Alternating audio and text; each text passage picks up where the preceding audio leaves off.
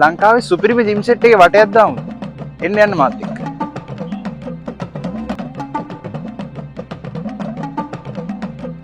This never gets old.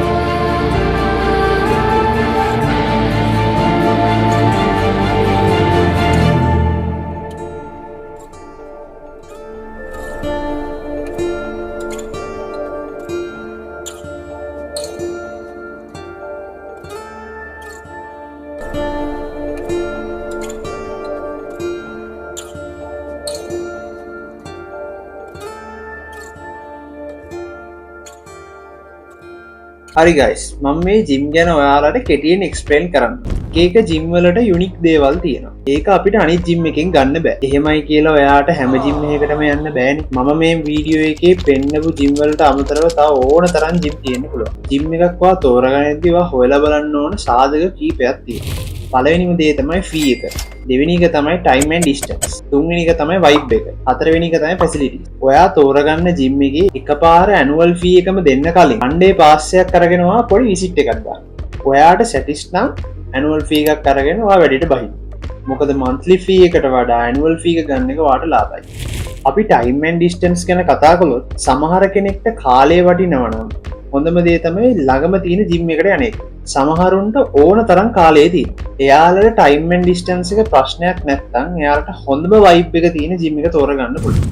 මොකක්ද මේ හොඳම වයිබ් එක කියන්නේ? ඔයා ජිම් එකට යන්නේ මෙන්ටල් හෙල්ත් එකයි ෆිසිකල් හෙල්ත් එකයි දෙකම හදාගන්න. එතකොට ඔයාට එතන ක්‍රවුඩ් එකයි එන්වයරන්මන්ට් එකයි සෙට් නැත්නම් ඔයා සති දෙකකින් ගෙදර එනවා. ඒක නිසා ඔයාලා වන් ඩේ පාස් එක ගන්න දවසේ එක ගැනත් පොඩ්ඩක් හිතලා බලන්න. මෙහෙමයි. ඔයාට එක දවසින් ජිම් එක කාලා බලන්න බෑනේ. ඔයා පොඩි අයිඩියා එකක් එකකින් ගන්න. අනිත් දේ තමයි ෆැසිලිටිස්.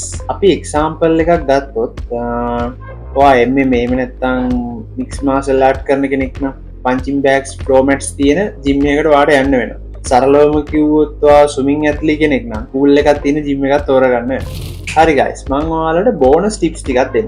මේක ඔයාගේ ලයිෆ් එකට වැදගත් එකක්. මම ඔයාලට කලිනුත් කියලා තියෙනවා එක එක අයගේ ස්ටාර්ටින් පොයින්ට් එක වෙනස් කියලා. ඔයා මේ ජර්නි එක ආරම්භ කරද්දී තියෙන හොඳම ජිම් එකෙන් තියෙන හොඳම ඉක්විප්මන්ට්ස් වලින් පටන් ගන්න ඕනේ කියලා කතාවක් නැහැ. මමත් එකපාරම මේවට ගියෙත් නැහැ. මමත් මුලින්ම පටන් ගත්තේ ගෙවල් ළඟ තියෙන ජිම් එකකින්. රෂ් ෆිට්නස් සෙන්ටර් එකකින්. මම එතනිනුත් දේවල් ඉගෙන ගත්තා. ඊට පස්සේ සෙනර්ජි ජිම් එකකින්. සමහර විට ඔයා හොඳම ජිම් වලින් ඉගෙන ගන්නේ නැති දේවල් ඒවෙන් ඉගෙන ගන්න.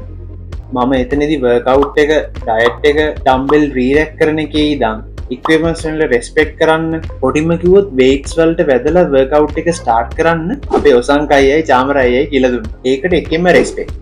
ඔයා අලුත් ජිම් එකකට මූව් වුණා කියලා ඔයා පරණ ජිම් එක අමතක කරන්න එපා. එයාලට වැඩක් තියෙනවා නම් ඔයා ඒවට උදව් කරන්න. මම ඔයාලට තව ටිප් එකක් දෙන්නම්. ජිම් එක කියන්නේ ඔපචුනිටිස් ගුහාවක්. සමහරුන්ට මෙතනදී ලයිෆ් පාර්ට්නර්ස්ලා හම්බ වෙනවා, සමහරුන්ට හොඳ යාළුවෝ හම්බ වෙනවා, සමහරුන්ට බිස්නස් ඔපචුනිටිස් හම්බ වෙනවා. ජිම් එකට එන්නේ එක වගේ මයින්ඩ්සෙට් තියෙන අය. එහෙමයි කියලා අමාරු වැටෙන්න යන්නත් එපා, පිහිය රත්තරන් කියලා ඇඳගන්න යන්නත් එපා. මතක තියාගන්න එක જાති කුරුල්ලෝ එක අත්තේ වහනවා. වෙන જાතිකෙක් වැහුවොත් ඌ ටික දවසින් වෙන අත්තක වහනවා. එහෙනම් guys මේ වීඩියෝ එකෙන් ඔයාලට වැදගත් දේවල් ලැබුණා නම් like කරලා comment කරලා subscribe කරලා දාගෙන යන්න.